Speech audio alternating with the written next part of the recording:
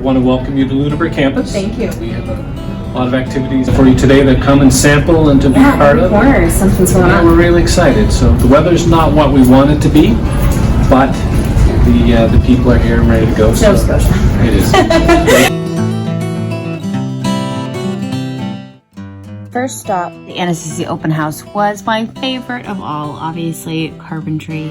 But this program was a little bit more unique than the one I had taken. This one is called Heritage Carpentry, which I assumed majority of it was learning how to restore old homes and old buildings, and it was more focused on that. But what Bill had explained to me is it's actually the full carpentry program, as well as the heritage aspect added onto it, because we all know in Nova Scotia we have a ton of history. So taking the heritage program is a really good way to keep it alive. Now, Bill isn't the instructor that I had, as I didn't go to the Ivany Campus, but I can tell you within the 20 minutes that I was chatting with him, I know that he is so pro women in trades in general.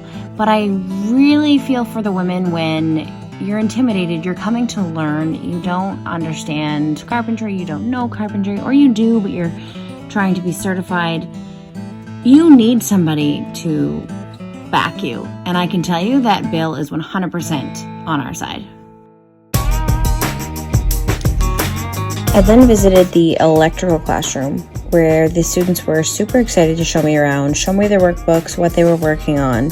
And I asked them why they chose an electrical. And one of the biggest things about this course is that it's only 1 year. So you're certified and able to work. And for a lot of people, that means starting your life, getting your feet on the ground quicker. And for this student, that was the number one reason why he chose this trade. The next stop that we made was Forestry, and I've got to say, I was so impressed with this course. I'm going to be honest with you guys, when I see a forestry pamphlet, I probably wouldn't pick it up until talking to the students and the teachers. I had no idea that this course was as in-depth and as interesting as it is. 2 field trips a week, so you're constantly in the forest. They're actually heading next month to Keji, which is the provincial park here in Nova Scotia, and they're planting 100 new black ash trees, which is native to Nova Scotia. And in doing that, it's because they've put in a new part of their program where they're really studying how the Native Americans treated our forests in the past, in turn taking all of those lessons and bringing them into their future careers. So this course is high up in my books. Really cool to get a behind the scenes look.